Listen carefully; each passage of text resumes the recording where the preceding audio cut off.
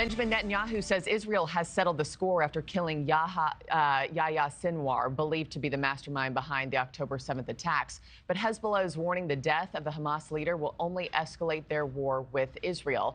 The IDF is releasing this drone video of what they say is Sinwar inside this building.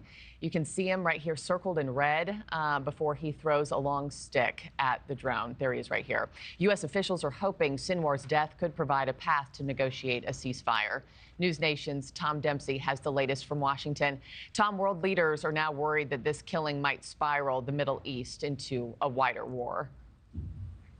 Hey, good morning, Markie. Good morning from the White House. Just overnight, Hezbollah vowed to escalate its war against Israel even more. But after the death of Hamas's leader, President Joe Biden and the United States, the biggest focus right now is trying to get a ceasefire deal reached and to bring the Israeli hostages home safely. President Biden saying the death of the Hamas leader brings a very special opportunity to do just that. As we just saw, the Israeli military released that drone video showing Hamas leader Yahya Sinwar before he was killed by Israeli tank fire. After the announcement of his death, President Biden spoke with Israeli Prime Minister Benjamin Netanyahu, congratulating him on the news. But despite this renewed push for a ceasefire, Israel says the war is not over. Netanyahu has said he wants Israel to maintain long-term control over Gaza and added that any Hamas member who helps with hostage rescue and turns their weapons in will be offered amnesty.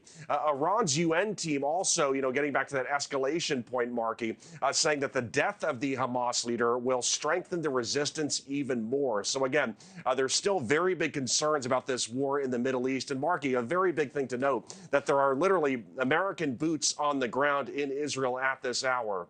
An advanced team arrived earlier this week to operate an air defense system to protect Israel from any sort of attack from Iran that could come in retaliation to these Israeli strikes we've been seeing in the region. And Tom, Israel wants to keep the war going until those hostages are freed. What more do we know about the people still being held?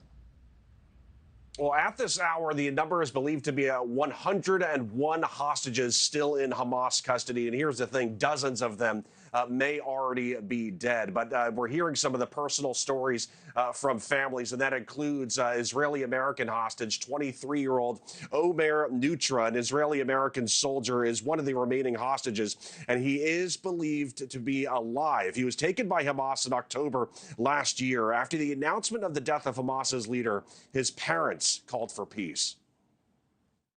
We are at an inflection point where the goals set for the war with Gaza have been achieved, all but the release of the hostages.